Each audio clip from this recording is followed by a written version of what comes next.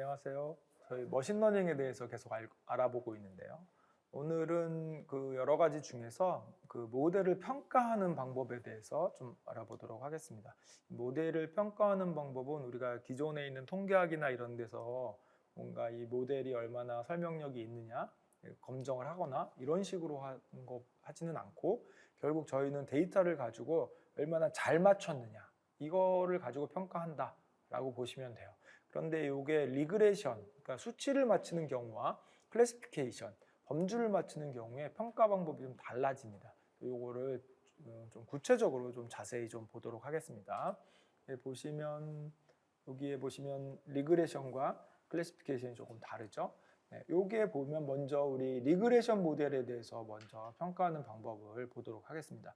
이 리그레션은 저희가 크게 이렇게 평가하는 방법이 어렵지는 않습니다. 개념적으로 봤을 때 여기에 보면 우리가 많이 쓰는 게 제일 많이 쓰는 게 요거죠. RMSE, 루트 민 스퀘어드 에러라고 해서 루트 민 스퀘어드 에러 여기 있죠. 루트 민 스퀘어드 에러 말 그대로 이 이름 그대로입니다. 여기 보시면 여기 보면 요게 우리가 실제 값이고 요게 햇이라고 되어 있는 게 예측 값이죠. 그래서 y에 i에 햇 이렇게 하면 뭐냐면 i라는 거는 우리가 데이터가 100개다. 그럼 100개에 대해서 다 더하겠다는 거죠. 이거를 제곱을 해서 서메이션을 한 다음에 이거를 개수만큼 나누고 거기에 루트를 씌우는 거죠. 그래서 루트 이게 이만큼 더해서 나누는 거니까 민, 평균, 루트 민, 스퀘어, 제곱, 그 다음에 에라라는 게 원래 값에서 우리 예측값을 뺀 게 에라죠. 그래서 말 그대로 루트 민 스퀘어드 에라, RMSE를 굉장히 많이 쓰이고 이 값이 이거는 그 에라의 오차에 관련된 거기 때문에 당연히 작을수록 좋다. 근데 요거는 저희가 평가 방법이기도 하지만 우리가 그 회귀 분석에서 학습을 시킬 때 기준이기도 합니다. 근데 이게 좀 비슷한데 좀 헷갈린 부분을 좀 있어서 좀 우리가 정리를 좀 하고 넘어가면, 그래서 우리가 리그레션을 하는 경우에 수치를 맞추는 경우가 있고, 그다음에 클래시피케이션, 그 범주를 맞추는 이런 경우가 있었습니다. 여기는 우리가 학습을 할 때는 우리 흔히 말하는 최소제곱법 이런 거를 하는 거죠. 이게 사실은 루트 민 스퀘어드 에러하고 거의 같습니다. 루트 민 스퀘어드 에러하고 거의 같습니다. 평가할 때도 학습이 되는 기준이죠. 평가할 때도 물론 여러 개를 쓰지만 루트 민 스퀘어드 에러를 이렇게 쓰죠. 근데 생각해 보면 이게 알고리즘에 따라서 우리가 리그레션 계열 알고리즘이면 이렇게 하지만 우리 리그레션 계열 알고리즘에서 이렇게 있으면 선 찾는 거니까. 근데 만약에 이게 트리 알고리즘이었다. 트리 알고리즘도 할 수 있죠. 트리 알고리즘으로 우리 앞에서 봤던 식으로 주로 이렇게 내려가서 그래서 이게 동그라미냐 세모냐 우리 이거 범주형만 생각했었는데 실제로 리그레션 같은 것도 할 수 있습니다. 예를 들어서 이렇게 해봤더니 여기에 들어온 숫자가 뭐 예를 들어서 뭐 10이야. 여기는 뭐 20.1이야. 얘는 뭐 25야. 그러면 여기에 내가 새로 데이터를 넣었더니 요 노드로 떨어졌다. 그럼 요거 평균 내서 쓰면 됩니다. 요거 평균 내서 쓰면 되죠. 그래서 여기서 우리가 학습을 할 때는 그 우리 흔히 말하는 최소제곱법 이런 얘기 전혀 들어갈 수 없어요. 최소제곱법 이런 건 얘기 들어갈 수 없고, 우리 학습할 때는 전부 다 이게 그 얼마나 이쪽으로 잘 나눠졌느냐. 그래서 동그라미 세모라고 한다면 얼마나 이쪽으로 동그라미가 그러니까 불순도가 낮으냐. 이런 쪽으로 학습을 하는 거지. 이때는 우리가 뭐 그 최소제곱법 이런 얘기 하는 거 아닙니다. 최소제곱법은 어디에만 해당이 되냐면 리그레션 계열, 리니어 리그레션 계열 그쪽에만 해당이 되는 거죠. 그래서 여기서 쓰는 리그레션이라는 거는 수치 이런 뜻이죠. 수치 맞추기. 여기서 쓴 리그레션이라는 거는 알고리즘의 이름이죠. 그래서 트리 계열 알고리즘은 학습을 시킬 때는 우리가 이런 개념이 아니에요. 얘는 불순도를 낮추는 이런 개념으로 학습을 시킵니다. 그러나 평가를 할 때는 여전히 RMSE를 쓰죠. 평가를 할 때는 다 맞춰놓고 다 학습을 해놓고 실제로 내가 테스트를 하기 위해서 데이터를 이걸로 원래 값이 있는데 원래값이 있는데 우리 알고리즘으로 y-hat을 계산을 해보는 거죠. 원래값이 있고 우리가 계산한 값들이 쭉 있어요. 그래서 이거 평가를 할 때는 요 오차를 학습을 어떻게 했든지 상관없어요. 이거는 학습을 어떤 방법으로 했든지 상관없이 어쨌든 요 오차의 합이 얼마나 크냐 작으냐 이걸 가지고 평가를 하겠다는 거죠. 그런데 리니어 회귀에서는 학습을 할 때 그 선을 찾는 방법, 선을 찾는 기준을 사용할 때도 요걸로 한다는 거죠. 이렇게 선이 있으면 데이터들 요 차이, 요게 르투민 스퀘어드 에러하고 완전히 거의 같죠? 이거를 최소로 만드는 그 선을 찾는 얘기를 우리가 했었습니다. 그래서 우리가 조금 나눠 봐야 되는 게 수치 맞히는 게임에서 학습을 할 때 기준이 되는 게 르투민 스퀘어드 에러. 정확히 말하면 우리 최소제곱법, 최대우도법 이런 거죠. 그리고 트리기어일 때는 불순도를 낮추는 쪽으로 학습이 진행한다. 이렇게 되는 거죠. 그리고 평가할 때는 루트민 스퀘어를 똑같이 쓸 수 있습니다. 트리계열에서도 루트민 스퀘어 에러를 쓸 수 있는 거죠. 왜? 학습하는 기준이 아니라 최종적으로 학습은 뭘로 했던 간에 우리가 예측한 값과 실제 값의 차이가 작은 게 좋은 모델이니까 이런 식으로 쓸 수 있습니다. 자, 그래서 요것도 쓰고 우리 이런 다양한 그 평가 기준이 있습니다. 차이를 보면 뭐가 차이가 있냐 그러면 얘하고 한번 비교해 볼게요. 얘는 보면 절대값이 있죠. 제곱의 합이 아니라 절대값의 합입니다. 절대값의 합이다 보니까 루트를 우리가 씌울 필요가 없죠. 루트가 없습니다. 그래서 요거를 말 그대로 이름 그대로입니다. mean absolute error. 그래서 MAE 이렇게 씁니다. 요거는 RMSE, MAE 요것도 많이 쓰는 값입니다. 그 다음에 MSE는 그냥 루트만 벗긴 거죠. 요 위에 두 개 보면 루트만 벗긴 겁니다. 네, 루트만 벗겨서 그냥 요거는 스케일의 차이만 있을 뿐이죠. 네, 그래서 요거는 좀 참고적으로 보면 될 것 같습니다. 우리 R-스퀘어드 에러는 R-스퀘어 통계에서 주로 많이 쓰던 건데 기본적인 개념을 보면 여기에 보면 y-hat이니까 예측값이죠. y-bar는 그 데이터의 평균값입니다. 여기 i는 우리 실제 값이에요. 얘는 평균 값이죠. 그래서 보통 우리가 요 R-스퀘어를 그림으로 그리면 어떤 느낌이냐면 데이터가 예를 들어서 제가 이렇게 수학을 예측을 했어요. 근데 여러 개 데이터인데 한 데이터만 한번 볼게요. 실제 데이터가 여기라고 볼게요. 그러면 우리가 여러 데이터가 있으니까 평균을 구할 수 있죠. 이 y의 평균은 아마도 이 선일 거예요. 그래서 그림을 좀 잘못 그렸는데 여기라고 볼게요. 이 데이터를 기준으로 해서 볼게요. 여기가 평균이죠. 얘가 y의 바입니다. 그리고 얘가 뭐죠? 실제 값이니까 y 값입니다. 그럼 얘가 뭐죠? 이 직선 위에 있는 요 점. 같은 x일 때 얘기입니다. 같은 x일 때 요 라인을 기준으로 봤을 때 그럼 요 라인 위에 있는 요 점이 뭐죠? 우리가 예측한 값이죠. 그래서 요 분자는 뭐가 해당이 되냐면 여기서 평균을 뺀 값, 요 값이 된 겁니다.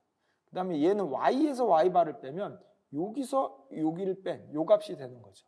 결국 우리가 이걸 뭐라고 얘기를 하냐면 여기서 여기를 뺀, 예를 들어서 여기 1번이라고 하고 여기 2번이라고 했을 때 이 1번은 뭐냐면 평균과 우리가 예측한 거에 그 차이니까 우리가 실제로 그 설명할 수 있는, 이 모델이 설명할 수 있는 거고 이 부분을 우리가 설명할 수 없는, 이 모델이 설명할 수 없는 에라 영역이죠. 에라 영역. 그래서 가장 좋은 거는 여기가 같은 거예요. y와 y-hat이 같아서 요 실제 데이터가 이 직선 위에 있는 거죠. 그러면 이거분의 요 데이터를 보면 이거분의 이겁니다. 그래서 결국 이게 1이면 가장 이상적인 경우입니다. 가장 이상적인 경우고 만약에 이 수치가 작다면 요 우리가 모델이 설명하고 있는 게 굉장히 작은 거예요. 에러가 굉장히 큰 거죠. 그래서 이게 굉장히 작으면 1이면 가장 좋은 거, 0이면 가장 안 좋은 거죠. 0이면 하나도 설명을 못하는 거죠. 어떤 0부터 1 값을 가질 텐데 이 수치가 클수록 이 모델이 우리 데이터를 잘 설명하고 있다. 이렇게 얘기를 합니다. 그래서 통계학에서 많이 쓰는 거고 실제 우리 머신러닝에서는 저희가 R-스퀘어를 적극적으로 사용하지는 않습니다. 그래서 어쨌든 R-스퀘어도 평가 기준이 됩니다. 그래서 이런 아이들을 많이 쓰고 우리가 여기서 하나가 지금 더 우리가 추가적으로 많이 쓰는 게 있는데 MAPE라는 게 있어요. MAP.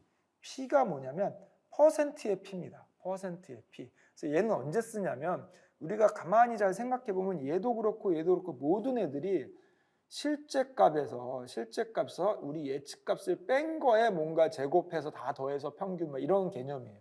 그러면 우리가 A와 B를 우리가 두 개를 나눠서 생각을 해보면 예를 들어서 A는 우리가 뭔가 몸무게를 뭔가 분석하는 그런 태스크였어요. 근데 B는 뭔가 우리가 그 길이를 재는 건데 밀리미터로, 예를 들어서 극단적으로 밀리미터로 재는 그런 태스크였어요. 그럼 여기는 예를 들어서 몸무게니까 뭐 70kg, 60kg, 80kg 이런 정도의 스케일이 될 거예요. 얘는 뭔가 우리가 밀리미터로 재니까 뭐 1000mm, 2000mm, 3000mm 이런 식으로 될 거예요. 그러면 우리가 예측한 값을 쭉 더해보면 평균이 만약에 얘가 만약에 70이었다. 그러면 뭐 60 빼기 70, 80 빼기 70 그러니까 전체적으로 스케일이 뭔가 10의 제곱 이런 형태로 나올 거고 얘는 평균이 2000이었다. 그러면 2000 빼기 1000, 3000 빼기 1000 그러니까 기본적으로 1000의 제곱 이런 식으로 나올 거예요. 그러면 기본적으로 B 모델이 RMSE를 구하던 MSE를 구하던 기본적으로 상당히 당연히 큽니다. 당연히. 그러다 보니 이게 A라는 태스크와 B라는 태스크를 따로 놓고 봤을 때는 이 수치가 정말 어느 정도로 좋은지를 잘 안 보여줘요. 네, 잘 볼 수가 없죠. RMSE가 예를 들어서 10이다. 그러면 우리가 측정한 측정값이 얼마냐에 따라서 만약에 측정값이 만약에 예를 들어서 1이냐 2이냐 3이냐 이런 걸 측정하는 거였어요. 그럼 10이라는 건 굉장히 큰 값이죠. 근데 우리 측정값이 1000이냐 2000이냐 3000이냐 이런 걸 측정하는 값이었어요. 그럼 10이라는 거는 차이가 얼마 안 나는 거예요. 그러다 보니까 이 RMSE만 딱 봤을 때 혹은 MSE도 마찬가지고 MAE도 마찬가지입니다. 세 개 다 요 값만 절대적으로 봤을 때는 그게 좋은 수치인지 나쁜 수치인지 우리가 딱 보고 알 수가 없어요. 그래서 그러면 너가 측정한 값이 원래 몇이야? 그 평균이 몇이야? 이걸 봐야 되는 거죠. 그래서 이거를 절대적으로 딱 알 수가 없으니까 요거를 저희가 MAP라는 걸 만든 거예요. MAPE 이렇게 만들어서 P는 퍼센트라고 볼 수 있어요. 예를 들어서 MAP가 101이다. 그러면 기본적으로 100이라는 걸 기준으로 했을 때 조금 1만큼 틀렸다. 98이다. 그러면 100이라는 걸 기준으로 봤을 때 한 2%만큼 틀렸다. 이런 뜻입니다. 그래서 MAP는 요거를 스케일을 맞춘 거라고 보시면 돼요. 퍼센트를 넣어서 얘가 원래 1000인지 2000인지를 계산을 했던 10인지 20인지를 계산을 했던 오차를 갖다가 그냥 절대 수치로 보여주는 게 아니라 평균에 비교해서 퍼센트로 보여주는 거죠. 그러다 보니까 얘는 절대적으로 딱 그냥 수치만 보더라도 이게 잘한 건지 못한 건지 이걸 볼 수 있죠. 물론 내가 한 모델에 대해서 보려면 평균을 보면 돼요. 그래서 얘가 10, 20을 측정한 값인데 10을 틀린 건지 1000, 2000을 측정한 값인데 10을 틀린 건지에 따라서 결과가 달라지니까 이런 것들을 복합적으로 좀 보면 된다. 그래서 그런 것들을 측정하는 값을 조금 일반화시키기 위해서 퍼센트를 집어넣어서 MAPE 하나 정도 추가하면 좋을 것 같습니다. MAPE 이런 값들을 사용을 한다. 우리가 제일 많이 쓰는 값을 골라라. 그러면 아무래도 루트 민 스퀘어드 에러를 가장 많이 쓴다라고 생각하면 되겠습니다. 요게 전부 다 그 회귀 분석에 대한 회귀 분석이 아니라 리그레션. 그러니까 여기에서 말하는 리그레션은 그 수치를 맞추는 것에 대한 평가 모델이다. 이렇게 볼 수 있겠습니다.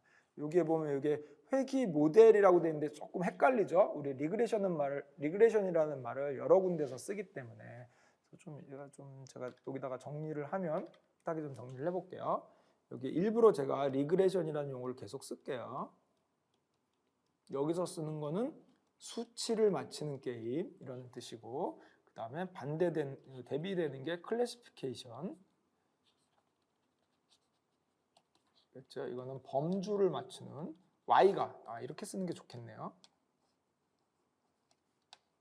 정확하게 딱 표현하기 위해서 Y가 수치형.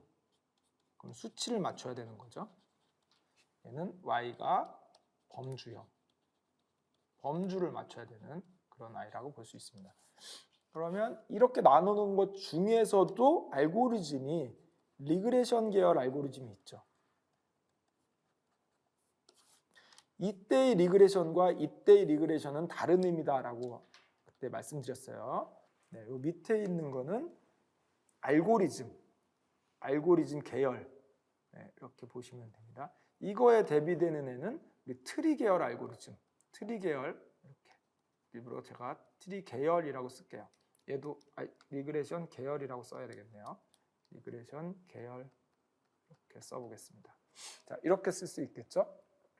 마찬가지로 범주형에서도 리그레션 계열이 있습니다. 리그레션 계열, 그 다음에 트리 계열 이렇게 있습니다. 다 할 수 있습니다. 얘네들 범주형도 할 수 있고 수치형도 할 수 있고 이렇게 될 수 있겠죠. 그러면 우리가 학습할 때 기준이 되는 애가 있고 평가할 때 기준이 되는 애가 있죠. 이렇게 나눠볼 수 있겠네요. 그러다 보니까 표가 됐네요. 그러면 리그레션 계열은 학습할 때 기준이 흔히 말하는 최소제곱법,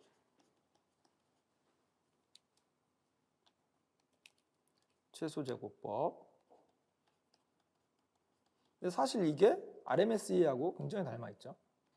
RMSE입니다, 거의. 네. 그리고 평가 기준은 RMSE, 그러니까 MSE, 뭐 루트만 뺀 거, 그다음에 M 앱솔루트 에라, 그다음에 M 앱솔루트 퍼센트 에라, 그다음에 R 스퀘어, 이런 아이들을 저희가 평가 기준으로 썼습니다. 트리 계열은 불순도를 낮추는 이거 조금 뭐 우리가 머신러닝을 조금 더 공부를 하면 트리 계열을 어떻게 그럼 할 것인가 조금 더 복잡합니다. 전체적으로 불순도를 낮추는 쪽으로 우리가 학습을 합니다. 그리고 평가 기준은 역시 마찬가지로 같죠. 얘가 같게 이렇게 할 수 있는 거죠. 자, 리그레션 클래시피케이션에서는 역시 학습 기준은 리그레션에서는 우리가 이거는 사실 저희가 배우지는 않았어요. 크로스 엔트로피라는 걸 쓰는데 뒤에 우리가 딥러닝을 할 때 우리 딥러닝은 리그레션의 조합이다 이런 말을 했었는데 그때 크로스 엔트로피에 대해서 좀 할 것 같은데 기본적으로 내가 예측하는 값하고 실제 값하고 어떤 예측값 이거에 이렇게 뭐 로그를 씌워가지고 이렇게 곱한 값을 최소로 만들고 이런 개념이 있습니다. 이걸 저희가 크로스 엔트로피라고 하는데 뒤에서 배울 것 같아요. 이걸 기준으로 저희가 학습을 진행합니다. 얘는 뭐 당연히 똑같이 불순도를 낮추는 쪽으로 진행을 합니다. 그리고 평가 기준은 이건 저희가 아직 안 배웠어요. 이 클래시피케이션의 평가 기준은 수치를 맞춘 게 아니기 때문에 예를 들어서 내가 90인데 100으로 예측했어. 그러면 빼서 10의 제곱 더하기 뭐 이렇게 가는 건데 얘는 그런 개념이 아니죠. 그래서 얘는 주로 100개 중에 몇 개 맞췄어. 이런 개념으로 갑니다. 그러다 보니까 정확도, 이걸 저희가 그냥 액큐러시라고 부릅니다. 액큐러시라고 부르고 100개 중에 몇 개 맞췄어. 이런 얘기를 하고 근데 얘는 뒤에서 또 자세히 볼 건데 이것만 갖고는 평가하기가 좀 애매해져요. 그래서 우리가 프리시전, 그다음에 리콜 이런 개념을 도입합니다. 그다음에 F1 스코어,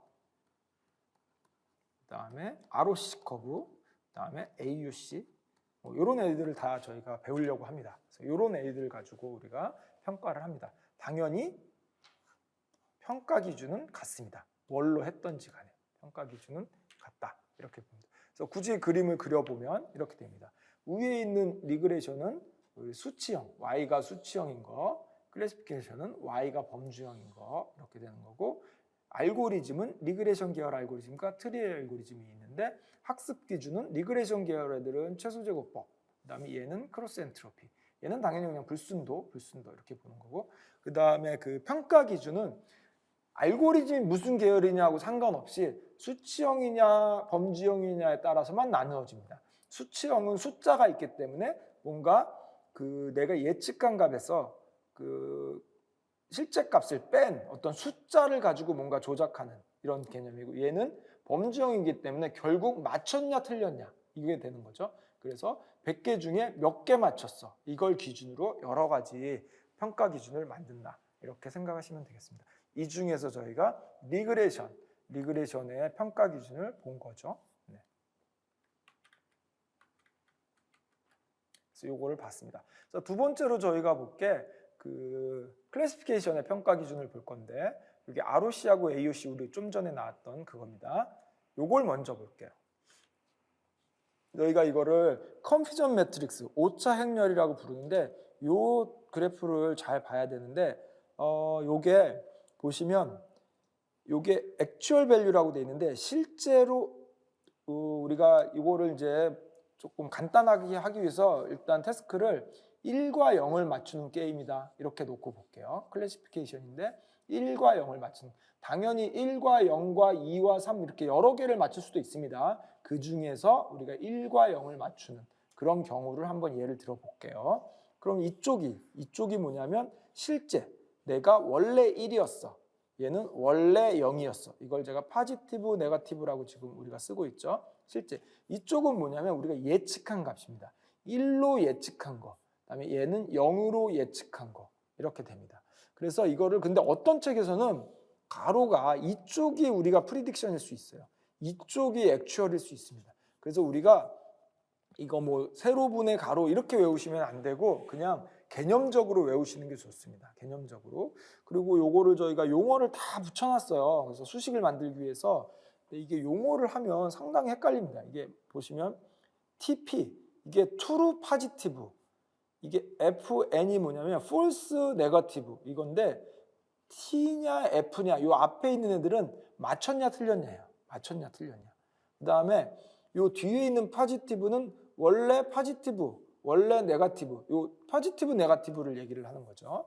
그래서 여기에 보시면 여기에 n이 이쪽에 있는 거 보니까 프리딕션, 내가 예측한 거를 n으로 예측했으면 n이 붙는 거죠. 결국 요 의미를 얘기하면, 컨퓨전 매트릭스의 의미를 얘기를 하면, 제가 그림을 좀 다시 그려놓고 얘기를 할게요. 그래서 이렇게 그려놓고, 컨퓨전 매트릭스에서 예를 들어서 원래 1이었어, 포지티브, 원래 1이었어. 그리고 여기는 원래 네거티브 0이었어. 이렇게 그림을 그리고, 그러면 어떻게 되냐면 여기에 있는 숫자가 뭐냐면 3, 1, 2, 4 이렇게 돼 있죠. 3, 1, 2, 4. 그러면 얘가 뭐냐면 얘는 내가 예측한 겁니다. 예측한 거. 1로 예측한 거예요. 1로 예측. 얘는 제가 n으로 예측, 0으로 예측, 이렇게 되는 겁니다. 얘는 실제 1, 얘도 실제 1, 이렇게 되는 거죠. 그래서 이게 무슨 뜻이냐면, 3이라는 게 무슨 뜻이냐면 원래 1이었는데 1로 잘 예측해서 맞춘 겁니다. 그래서 true, 잘 맞췄죠. positive를 잘 맞춘 거예요. 그 다음에 요 4라는 게 의미하는 게 뭐냐면, 원래 네거티브였는데 제가 0으로 예측해서 잘 맞춘 거예요. 맞췄죠? 그럼 true입니다. 그래서 true, 네거티브 이렇게 되는 거죠. 자, 얘는 뭐죠? 원래 얘가 몇이었어요? 실제 1이었어요. 실제 1이었는데 제가 0으로 잘못 예측한 거예요. 그래서 false, 틀렸죠. 그래서 네거티브로 틀린 겁니다. 얘는 뭐죠? 얘는 원래 포지티브였어요. 근데 제가 잘못 예측했어요. 틀렸죠. 그래서 false positive 이렇게 되는 거죠. 그래서 이렇게 해서 3하고 1을 더해서 이쪽에 나오는 숫자 4가 뭐냐면, 이게 실제니까 원래 1이 4개 있었다는 거예요. 원래. 그 다음에 이쪽에 있는 게 실제 값이니까 2하고 4를 더해서 6이 뭐냐면 원래 그 0이 6개 있다는 거죠. 그러면 이렇게 세로로 더한 게 뭐가 되냐면 5, 얘는 뭐가 되냐면 내가 예측한 값이, 뭐라고 예측한 값이? 1로 예측한 값이, 예측값 1인 거, 예측값 1로 예측한 게 5개. 여기에 5는 뭐냐면 예측값인데 0으로 예측한 게 5개란 뜻이죠. 0으로 예측한 게. 그다음에 얘는, 그럼 다시 지으면 얘는 실제 값인데 1인, 원래 실제 1인 거. 얘는 원래 실제가 0인 거. 이렇게 되는 거죠. 자, 그럼 이렇게 해서 여기는 뭐예요? 여기는 전체 값, 전체 10개가 있었다는 거죠. 전체 10개가 있었다는 거죠. 자, 그럼 이렇게 해서 뒤에 컨퓨전 매트릭스를 저희가 그릴 수 있습니다. 자, 이렇게 그려놓고 여기를 정확도, 재현율, 특이성, 정밀도 이렇게 돼 있는데 우리가 중요한 것만 볼게요. 일단 에큐러시를 볼게요. 에큐러시가 가장 우리가 많이 쓰는 건데 TP 더하기 TN 분모가 이거 더하기 막 이렇게 복잡하게 돼 있는데 이거 외울 필요는 없습니다. 저희가 뭐 수능 보는 게 아니기 때문에 이렇게 개념적으로 생각하시면 돼요. 에큐러시라는 거는 전체 원래 있는 값 중에 맞춘 거죠. 전체. 그래서 전체 값이 10이에요. 그래서 10분의 맞춘 겁니다. 맞춘 거는 원래 1인데 1이라고 맞췄던 0인데 0이라고 맞췄던 둘 다 맞춘 거죠. 그래서 값이 3 더하기 4 돼서 7이 됩니다. 얘는 10분의 7입니다. 그래서 결국 에큐러시가 70%라는 얘기입니다. 7, 0.7, 70% 같은 말이죠. 에큐러시가 70%. 그래서 얘를 이거를 굳이 10을 표현하기 위해서 뭐냐면 TP 더하기 TN 더하기 FN 더하기 FP를 다 더한 게 10이죠. 그리고 분모는 3 더하기 4라는 거는 TP 더하기 TN 이렇게 되는 겁니다. 근데 이거를 이렇게 외우기 시작하면 너무 복잡해요. 그래서 외울 필요 없습니다. 에큐러시는 뭐죠? 전체 숫자분에 맞춘 거. 이렇게 보시면 돼요. 전체 숫자분에 맞춘 거. 전체 숫자는 10이고 제가 맞춘 거는 3과 4 둘 다 맞춘 겁니다. 3은 1이었는데 1로 잘 맞춘 거. 4는 0이었는데 0으로 잘 맞춘 거. 이렇게 해서 이걸 저희가 에큐러시라고 부릅니다. 자, 여기까지 하면 될 것 같은데 이거는 에큐러시에는 문제가 있어요. 어떤 문제가 있냐면 예를 들어서 우리가 우리 지금 100명을 모아놓고 암인지 아닌지 맞추는 게임을 만약에 한다. 암인지 아닌지 맞추는 게임을 한다. 그러면 이거 저는 에큐러시 굉장히 높일 수 있는 방법을 알아요. 뭐냐면 전부 다 암이 아니라고 예측하는 거예요. 전부 다 암. 왜냐하면 일반적으로 암일 확률이 적잖아요. 그러니까 아마도 100명이면 99명은 암이 아니었을 거예요. 그리고 1명이 암이었을 거예요. 예를 들면 일반적으로 예를 들면 그러면 전부 다 암이 아니라고 예측을 해버리는 거예요. 그럼 에큐러시가 99%입니다. 99%. 그냥 아무것도 안 했는데 이게 에큐러시가 99%가 나와요.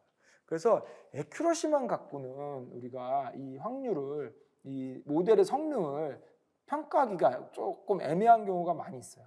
예를 들어서 이런 경우 우리 우스갯소리 이런 얘기 많이 합니다. 강화도에서, 우리나라인데 강화도에서 동쪽으로 가면 귀인을 만날 것이다. 강화도에서 거의 다 동쪽입니다. 그래서 동쪽으로 가야 귀인을 만나는 거죠. 그래서 에큐러시만 보면 이런 개념입니다.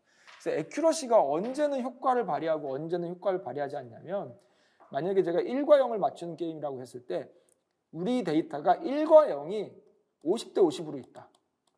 적절히 나눠져 있다. 적절히 나눠져 있는 이런 태스크다. 그러면 에큐러시가 힘을 발휘합니다. 무조건 여기서 만약에 제가 1로 찍었다가는 에큐러시가 50%밖에 안 될 거예요. 무조건 0으로 찍어도 50%밖에 안 돼요. 그래서 적절히 잘 찍어야 돼요. 그게 좋은 모델인 거죠. 그래서 에큐러시를 만약에 제가 한 99로 만들었다. 이거 무슨 뜻이에요? 0은 0으로 잘 맞추고 1은 1로 잘 맞춘 거죠. 그래서 에큐러시를 높이는 방법이 좋은 모델입니다. 그런데 언제는 에큐러시만 보고 우리가 평가할 수 없냐? 한쪽으로 치우쳐 있는 경우. 예를 들어서 우리가 0과 1을 맞추는데 0이 훨씬 더 많은 거예요. 0이 뭐 한 70개쯤 되는 거예요. 1은 30개밖에 안 돼요. 이런 경우에는 전부 다 0이라고 찍어도 에큐러시가 70이나 되죠. 극단적으로 이런 경우에는 99%입니다. 그래서 이런 경우에는 우리가 에큐러시만 보고는 좋은 모델이다 이렇게 말할 수가 없습니다. 그래서 이거를 보완하기 위해서 우리가 여러 가지를 좀 생각을 해봤습니다. 뭘 생각하냐면 프리시전하고 리콜이라는 개념을 저희가 생각을 해봤어요. 이름을 많이 붙였는데 우리는 일단은 프리시전과 리콜만 좀 얘기를 해볼게요.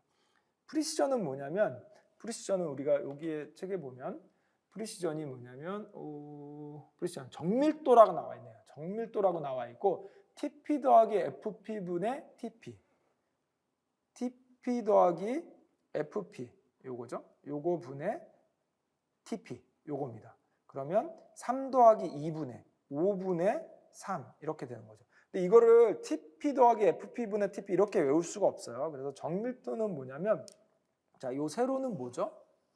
제가 파지티브라고 찍은 겁니다. 그래서 우리가 정밀도를 얘기할 때는 요 세로분의 세로 쪽으로만 보는 거예요. 그래서 5분의 TP 3입니다.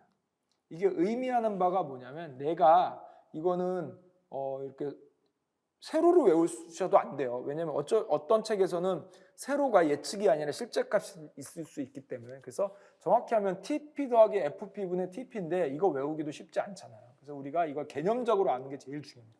프리시전은 내가 찍은 거 중에 몇 개를 맞췄냐, 내가 찍은 거 중에 몇 개를 맞췄냐, 이렇게 얘기할 수 있습니다. 근데 우리가 프리시전과 리콜을 얘기할 때는 뭘 먼저 기준을 잡아야 되냐면 어떤 걸 기준으로 할까? 1을 기준으로 할까? 0을 기준으로 할까를 먼저 잡아야 돼요. 지금 이 표는 1을 기준으로 하고 있는 겁니다. 1을 기준으로.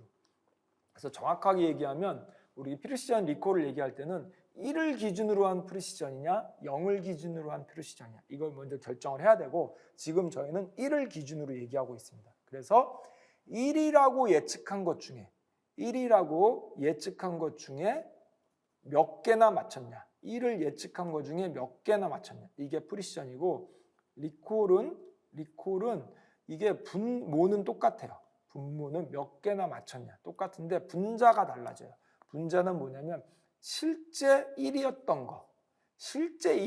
거 중에 몇 개나 잡아냈냐 이런 겁니다. 실제 1이었던 것들 중에 몇 개나 잡아냈냐, 이게 가장 외우기 쉬운 방법입니다.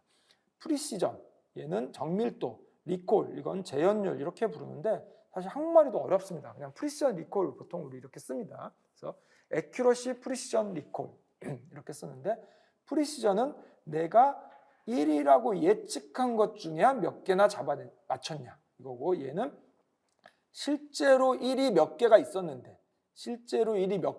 그 중에 몇 개를 잘 골라냈느냐, 이걸 리콜이라고 부릅니다. 이렇게.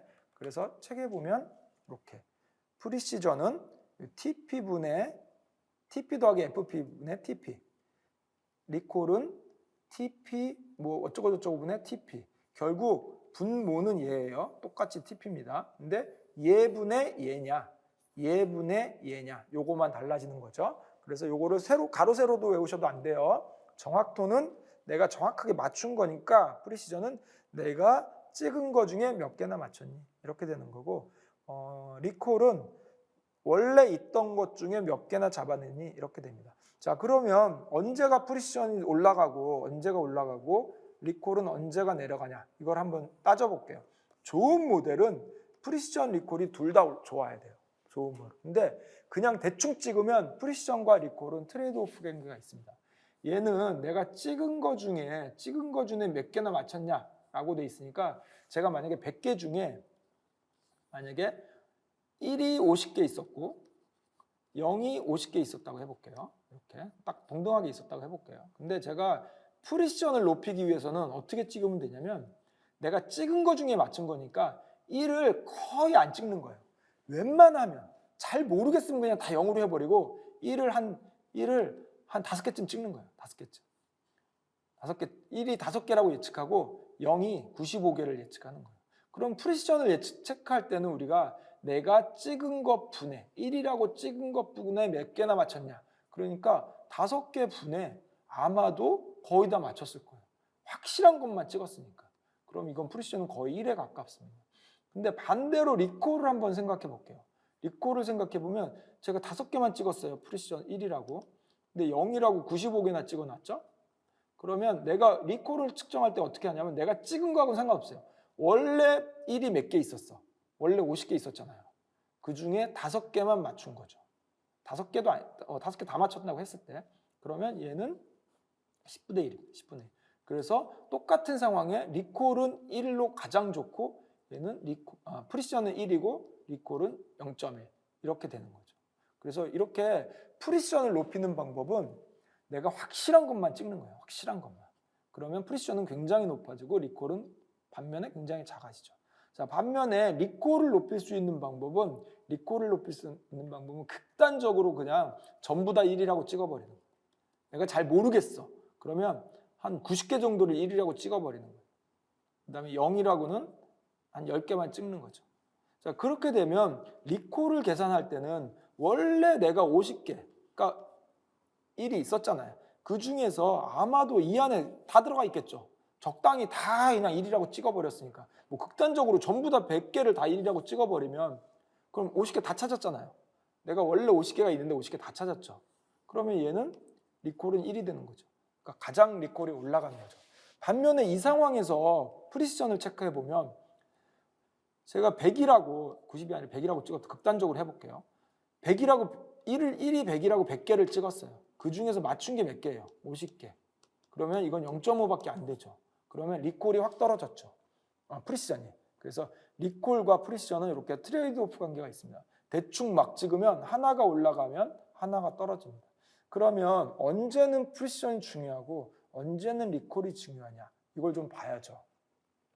예를 들어서 우리가 예를 들을 때 많이 예를 드는 게 그런 예를 많이 들어요. 만약에 수술을 하는데 어떤 세포를 딱 봤어요. 근데 얘가 암세포면 떼어내야 되고 그렇지 않으면 놔둬야 돼요. 암세포가 아니면 놔둬야 돼. 이런 상황이라고 봤을 때 잘 모르겠어. 아리까리해. 그러면 여러분들은 암세포라고 찍어야 되고 아니면 아니라고 찍어야 돼요. 이거는 잘 모르겠으면 떼어내야 됩니다. 혹시 암세포면 큰일 나잖아요. 그래서 잘 모르겠으면 떼어내야 돼요. 그래서 이럴 때는 암세포도 이게 내가 맞춘 게 중요한 게 아니에요. 내가 몇 개를 찍어서 몇 개를 맞췄냐 이게 중요한 게 아니라 암세포를 싹 걷어내는 게 중요합니다. 그래서 원래 있던 암세포들을 몇 개나 암세포가 최초에 50개가 있으면 내가 몇 개를 틀렸던 맞겠는지 상관없어. 이거를 모두를 싹 걷어내는 게 중요합니다. 이럴 때는 리콜이 중요해요. 내가 몇 개를 찍어서 몇 개를 맞췄냐는 중요하지 않고 원래 몇 개 있는 걸 얼마나 다 찾아냈냐. 이럴 때는 암세포인 거. 이럴 때는 리콜이 굉장히 중요합니다. 이렇게. 그래서 이럴 때는 리콜이 중요합니다. 자, 그 다음에 암세포가 아니라 만약에 미용에 관련된 거다. 미용에 관련된 건데 안 좋은 세포를 떼어내야 되고 좋은 세포는 살려야 되는 이런 상황이라고 생각해 보면, 자, 아리까리하면 떼어내야 되냐 안 떼어야 되냐, 이건 떼어내면 안 됩니다. 이거 예뻐지자고 하는 건데 정상세포 막 떼어내면 안 되잖아요. 그래서 이런 경우에는 내가 떼어낸 세포 중에서 이게 잘못된 세포가 몇 개냐가 중요합니다. 이런 경우에는 당연히 프리시전이 중요합니다. 그래서 정확도가 중요해요. 엉뚱한 거 떼어내면 안 돼. 얘는 엉뚱한 거 떼어내면 안 되고 잘못된 것만 골라 떼어내는 게 중요합니다. 혹시라도 우리가 실수를 해서 안 떼어냈어도 큰일 나는 거 아니기 때문에. 근데 정상세포 떼어내면 안 되는 거잖아요. 그래서 이럴 때는 우리가 내가 찍은 거 중에 잘 맞췄냐 못 맞췄냐 이게 중요합니다. 그래서 이럴 때는 프리시전이 중요한 거죠. 이럴 경우에는 암세포를 위험을 무릅쓰고라도 전부 다 찾아내야 됩니다. 싹 다 찾아내야 돼요. 그래서 이럴 때는 리콜이 중요하죠. 이럴 때는 프리시전, 이럴 때는 리콜이 중요하니까 요거를 같이 보는 게 중요하죠. 그래서 그러면 우리가 이거를 일반적인 경우에는 어떨 것 같아요? 일반적인 경우에 우리가 좋은 모델이라면, 당연히 완전한 모델이라면 리콜도 좋고 프리시전도 당연히 좋겠죠. 그래서 우리가 이럴 경우에는 어떻게 하죠? 리콜과 프리시전을 같이 봅니다. 같이 보는 좋은 방법은 뭐죠? 얘네들을 평균 내서 보는 거죠. 평균 내서 보면 평균이 높으니까 둘 다 높아야 평균이 높은 거죠. 자, 근데 얘네들의 특징을 한번 볼게요.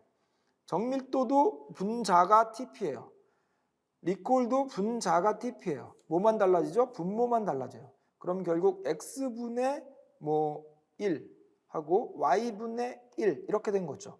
자, 두 개를 평균 내려면 어떻게 해야 돼요? 이거 두 개를 평균 내면 우리 수학 시간에 배웠어요. 조합 평균 해야 돼요. 조합 평균. 왜? 분모가 달라지니까. 분모가 달라지고 분자는 같습니다. 그렇기 때문에 이런 경우에 평균을 낼 때는 산술 평균 내면 안 되고 조합 평균 내야 됩니다. 그래서 프리시전과 리콜이 있으면 이 두 개의 조합 평균을 내기 위해서는 P분의 1 더하기 R분의 1 한 다음에 2분의 1 해서 이거의 역수를 취하면 되는 거죠. 근데 해보면 PR 통분하고, 이거 뭐 배우셨죠? PR 통분하고 P 더하기 R 이렇게 되는 거죠. 이거의 2분의 1 이거 역수 취하면 P 더하기 R분의 2PR 이렇게 됩니다. 자, 요걸 저희가 F1 스코어다 이렇게 봅니다. F1 스코어. 그래서 결국에 F1 스코어라는 건 뭐죠? 프리시전과 리콜을 둘 다 봐야 되기 때문에 그걸 한 번에 비교하기 위해서 우리가 F1 스코어라는 걸 만들었고, 자, 요게 F1 스코어입니다. 자, 복잡하게 이게 그 공식처럼 나와 있는데 사실 이건 뭐죠? 프리시전과 리콜의 조합 평균이다. 프리시전과 리콜의 조합 평균이다. 왜? 둘 다 봐야 되기 때문에. 둘 다 봐야 되기 때문에. 그래서 우리가 뭘 보느냐? 이 클래시피케이션일 때 얘기죠. 뭘 보느냐? 애큐러시 일단 먼저 봅니다. 애큐러시. 그 다음에 한쪽으로 치우친 경우에는 애큐러시만 갖고는 좋은 평가 방법이 아니기 때문에 프리시전과 리콜도 봅니다. 그 다음에 두 개의 조합 평균인 F1 스코어를 봅니다. F1 스코어를 봅니다. 자, 근데 이때 수식을 보면 이게 가중치가 똑같이 들어갔죠? P하고 E를 똑같이 1대1로 준 거라고 보면 돼요. 그래서 이걸 F1 스코어하고 가중치를 좀 다르게 볼 수도 있어요. 예를 들어서 앞에 같은 경우에는 암세포하는 거다. 그러면 R이 중요하잖아요. 미용하는 거다. 그럼 P가 중요하잖아요. 그래서 조합 평균을 낼 때 이렇게 1대1로 하지 않고 한쪽에 좀 가중치를 줄 수 있습니다. 자, 요거를 다시 우리 조합 평균 내는 거를 조금 다시 한번 자세히 좀 해보도록 하겠습니다. 사실 제가 이렇게 썼지만 요거는 정확하게 얘기하면 P분의 1을 2분의 1을 한 거고 더하기 2분의 1에 R분의 1을 한 거죠. 이거의 역수 이렇게 취한 겁니다. 근데 사실 생각해보면 요거를 이렇게 가중치를 주려면 얘는 10분의 7만큼 P분의 1을 해주고 얘는 10분의 3만큼 이렇게 7대 3으로 R분의 1 이렇게 가중치를 줄 수가 있겠죠. 네, 그래서 이런 경우에는 P가 더 중요한 경우에는 이쪽에 가중치, R이 더 중요한 경우에는 이쪽에 더 가중치. 그래서 우리 평균 얘기할 때 가중평균도 얘기를 했었어요. 그래서 이렇게 조합평균을 내면서 가중평균까지 이렇게 할 수 있습니다. 그래서 우리가 요거를 F1 스코어, 이게 숫자가 붙은 거예요. F1이면 이게 1대1로 프리시전. 근데 일반적으로는 대부분 F1 스코어를 봅니다. 그래서 이게 당연히 숫자가 바뀌겠죠? 그러면 가중치를 얼마나 줬느냐에 따라서 다르게 정의할 수 있습니다. 그래서 저희가 전체적으로 볼 거는 애큐러시, 프리시전, 리콜, F1 스코어 이렇게 봐서 종합적으로 판단을 해야 되는 그런 상황이고 요거를 외울 때 우리가 가로, 세로, TP 뭐 이런 거 너무 어렵습니다. 그래서 프리시전, 내가 예측한 것 중에 몇 개나 맞췄냐. 리콜, 원래 1인 것 중에 몇 개를 잡아냈느냐. 애큐러시는 전체분의 막친 숫자. F1 스코어는 프리시전과 리콜의 조합 평균. 이렇게 생각하시면 될 것 같습니다. 그 다음에 이건 뭐를 기준으로 한 거죠? 1을 기준으로 한 겁니다. 왜냐하면 여기가 1이라고 예측한 것 중에 1을 몇 개나 맞췄냐가 되는 거니까. 만약에 0을 기준으로 한다면 거꾸로 얘가 중요해지겠죠. 얘가. 네, 그래서 얘는 우리가 프리시전 리콜, 애큐러시는 상관없습니다. 애큐러시는 둘 다 0이든 1이든 맞춤 개수를 세는 거기 때문에 전체분에 몇 개나 맞췄으니까 애큐러시는 상관없는데 프리시전과 리콜, F1 스코어 이런 걸 얘기할 때는 기준을 잡아야 돼요. 이거는 전부 1을 기준으로 한 겁니다. 그 다음에 0을 기준으로 할 수도 있겠죠. 그 다음에 우리가 예측하려고 하는 게 0, 1이 아니라 1, 2, 3이다. 이럴 수 있죠. 그럼 1을 기준으로 한 프리시전 리콜, 2를 기준으로 한 프리시전 리콜, 3을 기준으로 한 프리시전 리콜이 따로따로 존재한다. 이렇게 생각하시면 되겠습니다. 네. 그 다음에 우리 나오는 얘기를 조금 더 볼게요. 우리 요거하고 요거 ROC 커브, 그 다음에 AUC 요거를 한번 보도록 하겠습니다. 자, 여기에 보면 일단 요 그림이 ROC 커브예요. 일단 ROC 커브인데 AUC는 말 그대로 에어리어 언더 커브. 그래서 요 밑에 만약에 요게 ROC 커브다. 그럼 요 면적. 요게 ROC 커브다. 그럼 요 면적. 요게 ROC 커브다. 그럼 요 면적. 이렇게 되는 겁니다. 당연히 ROC 커브가 이렇게 올라붙을수록 좋은 겁니다. 올라붙을수록 성능이 좋은 거예요. 왜 그런지 이따 설명을 드릴게요. 이렇게 올라붙을수록 좋은 거예요. 그러니까 AUC는 요 밑에 면적이니까 AUC는 클수록 좋죠. AUC는 클수록 좋습니다. 그래서 AUC는 그냥 간단한 개념이에요. ROC 커브라는 걸 만들어 놓고 이걸로 모델의 성능을 평가하는데 이거는 수치로 계산이 안 되니까 커브니까 이거를 수치로 한 숫자로 나타내서 우리가 평가하기 위해서 만든 게 AUC 이렇게 됩니다. 그래서 ROC 커브에 대한 숫자로 표현한 값 이렇게 생각하시면 돼요. 자, 그러면 ROC 커브를 얘기를 할 건데 여기가 센시티브라는 게 뭐냐면 리콜 값입니다. 리콜 값. 그 다음에 여기에 스페시피티가 뭐냐면 앞에서 봤던 요건데 요거예요. 근데 특이성이라고 되어 있는데 결과는 뭐냐면 요거분의 TN이니까 요겁니다. 결국 아까 우리 1을 기준으로 봤잖아요. 결국 0을 기준으로 봤을 때 몇 개나 맞췄냐 이겁니다. 0을 기준으로 봤을 때 몇 개나 맞췄냐. 네, 그런 얘기라고 볼 수 있습니다. 근데 지금 보면 1-예요. 1- 맞춘 개수. 그러니까 이 얘는 뭐냐면 이쪽 가로축은 뭐냐면 내가 0이라고 맞춘 거에 1-니까 0이라는 기준으로 봤을 때 틀린 것 이렇게 되는 겁니다. 얘는 R이니까 1을 기준으로 봤을 때 잘 맞춘 것 이렇게 되는 거예요. 개념상 이렇게 되는 거죠. 그리고 이 커브를 어떻게 그리는 거냐면 스레숄드, 여기에 지금 보면 스레숄드 얘기가 없는데 책에서 잘 안 나오더라고요. 그래서 이걸 중요합니다. 스레숄드를 0부터 쭉 1까지 바꿔가면서 그림을 그려보는 거예요. 예를 들어서 스레숄드가 0이다. 그럼 여기에 점을 찍는 거예요. 여기에 얘와 얘를 점을 딱 찍는 거예요. 자, 그 다음에 스레숄드가 1까지 쭉 가면 여기다 점을 찍는 겁니다. 그럼 여기는 뭐죠? 이 중간값은 이 중간에 이렇게 올려가면 얘는 스레숄드가 0.5일 때를 표현하고 있는 거예요. 자, 그러면 요 점선을 한번 볼게요. 점선은 그냥 우리가 아무거나 그냥 아주 그냥 무슨 좋은 모델이 아니라 일반적으로 딱 모델을 아무거나 이렇게 딱 찍었을 때를 나타내는 건데 어떻게 변하는지 보면 만약에 스레숄드가 0이었다. 그러면 전부 다 0으로 예측했을 거예요. 전부 다 0으로 예측했겠죠. 그러니까 맞춘 걸 찾아내야 되는데 하나도 못 맞췄어요. 그러니까 Y축은 0입니다. 그 다음에 전부 다 0으로 예측했으니까 다 맞췄죠. 근데 1-얘니까 얘도 0입니다. 이렇게 되는 거예요. 그 다음에 만약에 스레숄드를 1로 만들었다. 그러면 여기죠. 여기에 보면 스레숄드를 1로 만들었으니까 전부 다 맞춘 거예요. 그러니까 Y값은 여기입니다. 그리고 0은 다 틀렸죠. 근데 1- 틀린 건 1- 맞춘 거니까 얘도 1입니다. 그래서 점이 여기 찍히는 거예요. 그래서 그대로 그으면 이렇게 45도 이렇게 그어지는 선이에요.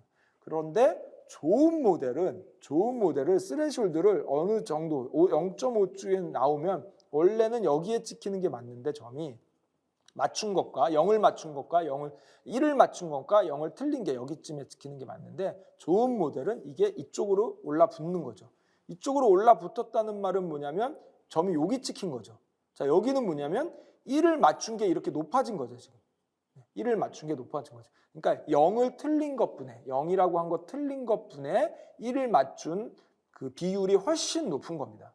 그래서 기본적으로 이렇게 ROC 커브는 올라붙은 게 제일 좋은 이상적인 건 아예 이렇게 딱 붙어버리는 거예요. 이렇게 딱 붙어버리는 거예요. 그럼 다 맞춘 거죠. 다 맞추면 이렇게 딱 붙어버립니다. 그래서 커브가 이렇게 올라붙은 게 좋은데 이게 뭐가 바뀌고 있는 거냐면 X축은 내가 맞춘 것, Y축은 틀린 건데 0을 틀린 것, 얘는 1을 맞춘 것 이렇게 되는 거고 기본적으로 이게 뭐가 변하면서 그림을 그리는 거냐면 스레숄드를 바꿔가면서 스레숄드를 0이었다가 점점 높여가지고 1까지 만들어 가면서 그래프를 그려서 이렇게 만들었다. 그래서 올라붙은 그래프가 좋은 그래프다. 잘 맞춘 그래프다. 그리고 이거를 하나의 숫자를 표현하기 위해서 이 면적을 계산한 게 AUC다. 이렇게 생각하면 되겠습니다. 자, 그래서 우리가 이렇게 되는 거죠. 자, 이 클래시피케이션일 때는 좀 복잡합니다. 클래시피케이션은 일단 애큐러시 보고요. 그 다음에 이 공평하지 않을 경우 1과 0이 한쪽으로 치우쳤을 경우는 프리시전과 리콜 봐야 되고요. 그 다음에 그거의 조합 평균인 F1 스코어 봐야 되고 그 다음에 ROC 커브하고 그 숫자인 AUC 이렇게 봅니다. 그래서 보통 우리가 이 클래시피케이션을 평가할 때는 하나, 둘, 셋, 넷, 다섯, 여섯 이 정도를 보통 한 번에 봅니다. 이게 일반적으로 우리가 보는 방법이고 이걸 저희가 컨퓨전 매트릭스 이렇게 표현을 합니다. 그래서 보시면 이렇게 돼 있죠. 여기에 보면 리그레이션일 때는 MAP, MSA, R스퀘어 이러는 걸 받고 그다음에 여기에 프리시전 리콜, ROC, AUC 얘들은 짝이죠 지금. 애큐러시 이런 애들을 저희가 일반적으로 본다라고 생각하면 되겠습니다. 그래서 평가 방법이 조금은 복잡하다 이렇게 보시면 되겠습니다. 자, 여기까지 해서 저희가 머신러닝에 대해서 쭉 알아봤는데 일단 기본적으로 머신러닝은 전처리를 해야 되고요. 전처리가 굉장히 어려운 작업이고 한 70-80%의 포션을 차지합니다. 그 다음에 지도학습과 비지도학습이라는 개념이 있고 지도학습은 정답이 있는 애, Y값이 있는 거죠. 그 다음에 비지도학습은 Y값이 없는 애. 근데 일반적으로 지도학습이 정확하고 좋지만 우리가 현실에서 접하는 데이터는 대부분 비지도학습이다.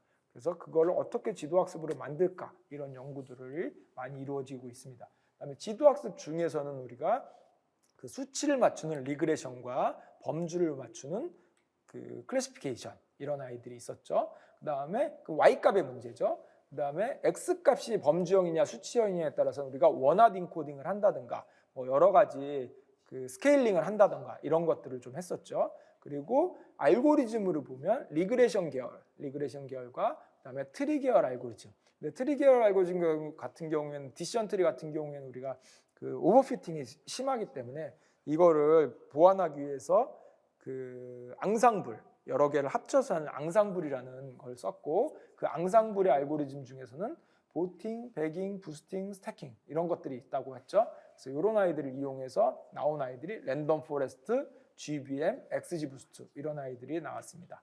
자, 그리고 마지막으로 이런 것들을 평가하기 위해서 어떤 것들이 좋으냐라는 걸 평가하는데 이런 표가 좋았죠. 아까 이 표가 좋았던 것 같습니다. 이 표, 리그레션 계열과 클래시피케이션이 있는데 평가 기준은 지금 보시면 요거 수치형 같은 경우, 리그레션 같은 경우 이런 식의 RMSE, MSE 결국에 내가 예측한 수치와 정답을 빼서 그것들을 다 더한 평균을 내보겠다. 그게 작을수록 좋은 거죠. 범주형 같은 경우는 그렇게 할 수가 없기 때문에 몇 개 중에 몇 개 맞췄니? 에큐러시. 내가 찍은 거 중에 몇 개나 맞췄니? 프리시전. 정답 중에 몇 개나 잡아냈니? 리콜. 그거의 조합 평균 어떻게 돼? F1 스코어. 그다음에 스레시홀드를 바꿔가면서 그림을 그려보면 어떻게 돼? ROC 커브. 그거의 수치로 만들어서 면적을 구하면 어떻게 돼? AUC. 이렇게 평가를 해볼 수 있습니다. 자, 여기까지 해서 저희가 머신러닝에 대한 쭉 전반적인 흐름을 한번 살펴봤고요. 네, 저희 다음 시간부터는 딥러닝에 대한 알고리즘에 대해서 좀 살펴보도록 하겠습니다. 네, 여기서 마치겠습니다. 수고하셨습니다.